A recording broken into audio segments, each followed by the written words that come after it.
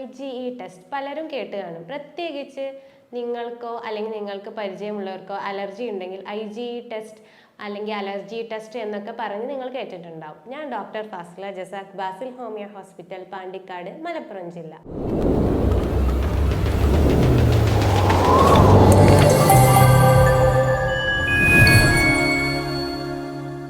എന്താണ് IgE test? IgE എന്ന് പറഞ്ഞാൽ ഇമ്മ്യൂണോഗ്ലോബിൻ ഇ, നമ്മുടെ പ്രതിരോധ പ്രവർത്തനത്തിന് സഹായിക്കുന്ന ഒരു ആൻറ്റിബോഡിയാണ് IgE എന്ന് പറയുന്നത്. ഇതല്ലാണ്ട് പലതരം ആൻറ്റിബോഡീസ് നമ്മുടെ ബോഡിയിലുണ്ട്. A, M, E അങ്ങനെ പലതരത്തിലുണ്ട്. ഈ IgE എന്ന് പറയുന്നത് അതായത് ഒരു പ്രോട്ടീനാണ്, ഒരു ആൻറ്റിബോഡി. നിങ്ങളുടെ എന്തെങ്കിലും അസുഖം വന്നാൽ നിങ്ങളുടെ ബോഡി ആ അസുഖത്തെ പ്രതിരോധിക്കാൻ ഉപയോഗിക്കുന്ന ഒരു നോർമൽ ആയിട്ടുള്ള ഒരു ആൻറ്റിബോഡിയാണ് IgE എന്ന് പറയുന്നത്. പക്ഷേ നിങ്ങൾ അലർജി ഉള്ള ഒരാൾക്കാണെങ്കിൽ എന്ത് ചെയ്യും? ഈ IgE ഓവർ റിയാക്ട് ചെയ്യും. അതിനൊരു എക്സാമ്പിളാണ് നിങ്ങളും നിങ്ങളുടെ ഫ്രണ്ട്സും ഒരു റെസ്റ്റോറൻറ്റിൽ ഫുഡ് കഴിക്കാൻ പോയി. അതിൽ എല്ലാവരും കക്കയും ഞണ്ടും എല്ലാം കഴിച്ചു. പക്ഷേ ഈ കക്കയും ഞണ്ടും അലർജി ഉള്ള ഒരാൾക്ക് എന്ത് ചെയ്യും? അവർക്ക് ശ്വാസതടസ്സം, തൊണ്ട തടിക്കണു, അല്ലെങ്കിൽ നാവ് തടിക്കുന്നു. ചിലർ മരണം വരെ കാരണമാകാം. ചിലർക്ക് ചൊറിച്ചിലായിരിക്കും, ഓക്കാനം, ഛർദി, അങ്ങനെ പല പല ലക്ഷണങ്ങളാണ് കാണുന്നത്. അതായത് അവർ IgE ഓവർ റിയാക്ട് ചെയ്യുകയാണ്. ഈ ഫുഡിനെ അവർ ശത്രുവായിട്ടാണ് കാണുന്നത്, ഒരു ഫുഡായിട്ട് കാണുന്നില്ല. അതുപോലെ തന്നെയാണ് ചില ആൾക്കാർ മാസ്ക് ഇട്ടാണ് നടക്കുന്നത്. കാരണം അവർക്ക് പൊടി, നമ്മളും അതേ പൊടിയിലൂടെ നടക്കുന്നുണ്ട്. പക്ഷെ അവർ പൊടി തട്ടുമ്പോഴേക്കും അവർക്ക് തുമ്മല്, കണ്ണ് ചൊറിച്ചില്, ചെവി ചൊറിച്ചില്, ഇത്തരത്തിൽ പല ലക്ഷണങ്ങളും ഉണ്ടാവും. എന്താണ് ഈ IgE? അതായത് ഒരു ഡസ്റ്റ് അല്ലെങ്കിൽ ഒരു പൊടി അല്ലെങ്കിൽ ഒരു പറ്റാത്തൊരു ഭക്ഷണം കഴിക്കുമ്പോൾ എന്താണ് സംഭവിക്കുന്നത്? നമ്മുടെ ശരീരത്തിൽ മാസ്റ്റ് സെല്ല് അല്ലെങ്കിൽ മാസ്റ്റ് കോശങ്ങളുണ്ട്. ഈ കോശങ്ങളുമായിട്ട് എന്ത് ചെയ്യും? ഈ IgE ബൈൻഡ് ചെയ്യും. എന്നിട്ട് ഹിസ്റ്റമിൻ എന്നൊരു കെമിക്കൽ പ്രൊഡ്യൂസ് ചെയ്യും. ഈ കെമിക്കലാണ് നിങ്ങൾക്ക് കണ്ണിൽ നിന്ന് വെള്ളം വരുന്നത്, അല്ലെങ്കിൽ ചെവി ചൊറിച്ചിൽ, മൂക്ക് ചൊറിച്ചിൽ, അല്ലെങ്കിൽ തൊലിപ്പുറത്ത് ഇങ്ങനെ ചുമന്ന കളർ വരുന്നത്. ഇതിനൊക്കെ കാരണമാകുന്നത് ഈ ഹിസ്റ്റമിൻ റിലീസ് ചെയ്യുന്നത് കൊണ്ടാണ്. പൊതുവെ ഇതിനെന്താണ് ആൻറ്റി ഹിസ്റ്റമിൻസ് ആണ് പലരും എടുക്കാറുള്ളത്. അപ്പോൾ നമുക്ക് IgE ടെസ്റ്റ് എന്താണെന്ന് നോക്കാം. IgE ടെസ്റ്റ് എന്ന് പറയുന്നത് സാധാ ഒരു ബ്ലഡ് ടെസ്റ്റാണ്. IgE ടെസ്റ്റ് ചെയ്യുന്നതിന് മുമ്പ് നിങ്ങൾ എന്തെങ്കിലും ചെയ്യേണ്ടതെന്ന് ഞാൻ പറഞ്ഞു.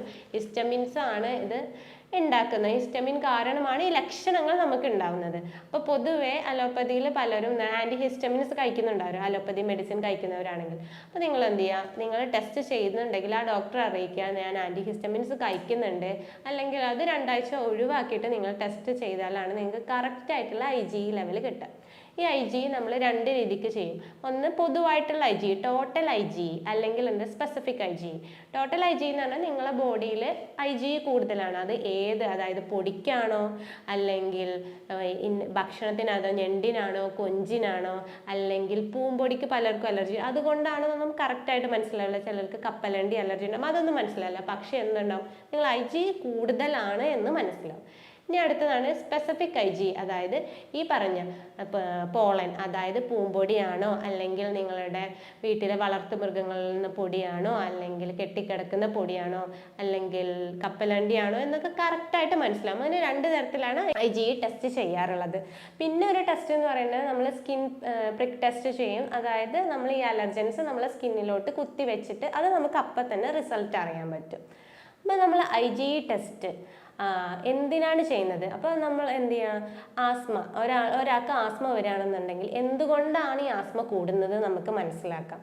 അല്ലെങ്കിൽ ഈ ഭക്ഷണം അലർജി ഉണ്ടോ എന്ന് മനസ്സിലാക്കാം. ഇങ്ങനെയാണ് നമ്മൾ പൊതുവായിട്ട് IgE ടെസ്റ്റ് ചെയ്യുന്നത്.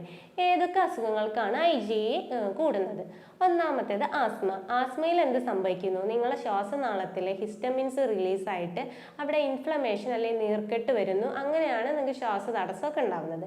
ഇനി അല്ലാത്തത് രണ്ടാമത്തേതെന്ന് പറഞ്ഞാൽ അലർജിക് റൈനൈറ്റിസ്. അലർജിക് റൈനൈറ്റിസിൽ ഈ ഹിസ്റ്റമിൻ എല്ലാം റിലീസ് ചെയ്ത് നിങ്ങൾ കണ്ണിൽ നിന്ന് വെള്ളം വരുന്നു, മൂക്കിൽ നിന്ന് നീര് വരുന്നു, അല്ലെങ്കിൽ വെള്ളം കട്ടിപ്പായിട്ട് വരുന്നു. പലർക്കും ചൊറിച്ചിൽ, ചെവി ചൊറിച്ചിൽ, അങ്ങനെ പല ലക്ഷണങ്ങളും. ചിലർക്ക് തലവേദന. ഇതൊക്കെയാണ് അലർജിക് റൈനൈറ്റിസ് ആണെങ്കിൽ. ഇനി പോളൻ അല്ലെങ്കിൽ പൂമ്പൊടി അലർജി ആണെന്നുണ്ടെങ്കിൽ അതും ഇതുപോലെ അലർജിക് റൈനൈറ്റിസ് പോലെയാണ് പലർക്കും വരാറുള്ളത്. ഇനി ചില ഭക്ഷണത്തിനോട് അലർജി ഉണ്ടോ എന്ന് നമുക്ക് നോക്കാം.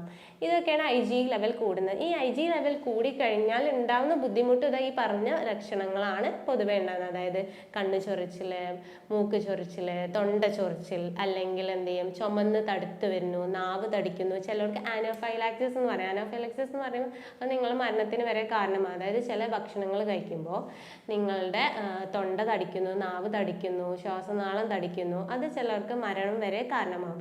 നമുക്ക് അലർജി ഉണ്ടെങ്കിൽ നമ്മൾ IgE ടെസ്റ്റ് ചെയ്യേണ്ടതാണ്. അപ്പോൾ നമ്മൾ അലർജി ഉണ്ടെങ്കിൽ നമ്മൾ IgE ടെസ്റ്റ് ചെയ്യുന്നതിന് മുമ്പ് എന്തുകൊണ്ടാണ് നമുക്ക് ഈ അലർജി വരുന്നതെന്ന് അറിയണം.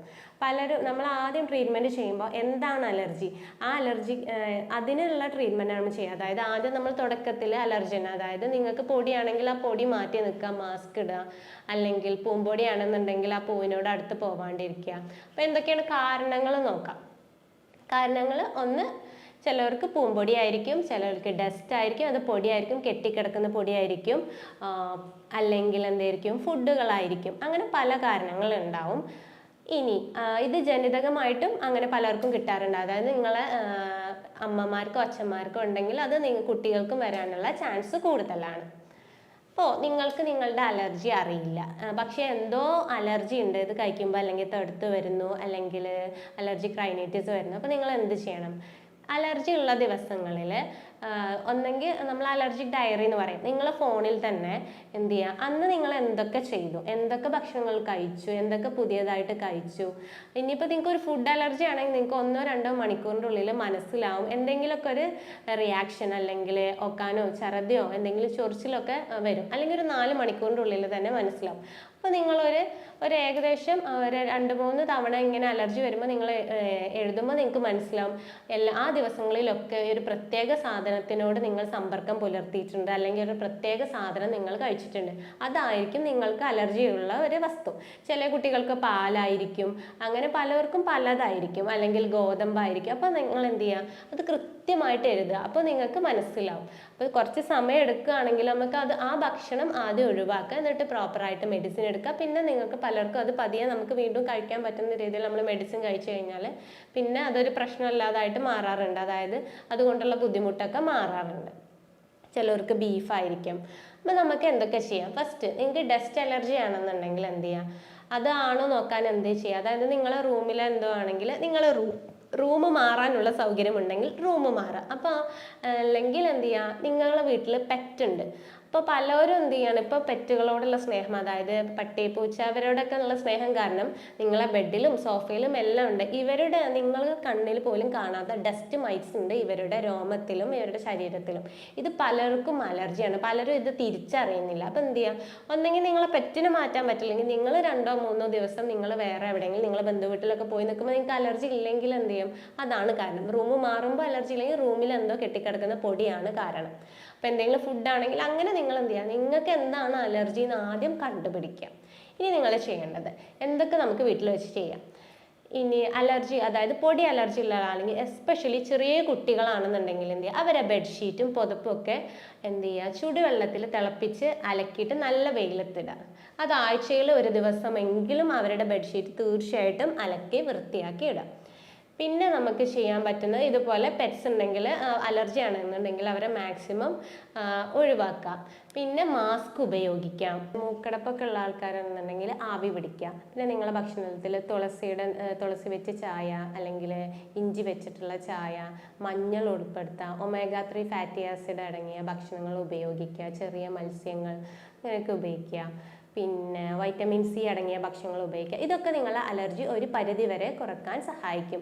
പിന്നെ പ്രോപ്പറായിട്ടുള്ള നമ്മളെ AI ടെക്നോളജിയും യൂറോപ്യൻ നിർമ്മിത സോഫ്റ്റ്വെയറും ഒക്കെ ഉപയോഗിച്ചുള്ള പ്രത്യേകതരം ചികിത്സയാണ് നമ്മളെ ഹോസ്പിറ്റലിൽ നമ്മൾ പൊതുവേ ചെയ്യാറുള്ളത്. പല രോഗികളും പണ്ട് മാസ്ക് ഇട്ട് നടന്ന, അല്ലെങ്കിൽ അവർക്ക് പുറത്തിറങ്ങാൻ പോലും ബുദ്ധിമുട്ടായ പല പേഷ്യൻസിന് നമുക്ക് അലർജി മാറ്റി കൊടുക്കാൻ സാധിച്ചിട്ടുണ്ട്. അപ്പോൾ നിങ്ങൾക്ക് ഇത്തരത്തിലുള്ള ഡൗട്ടോ ചികിത്സ എന്തെങ്കിലും അറിയണമെന്നുണ്ടെങ്കിൽ താഴെ കാണുന്ന എൻ്റെ വാട്സപ്പ് നമ്പറിൽ മെസ്സേജ് ചെയ്യാവുന്നതാണ്.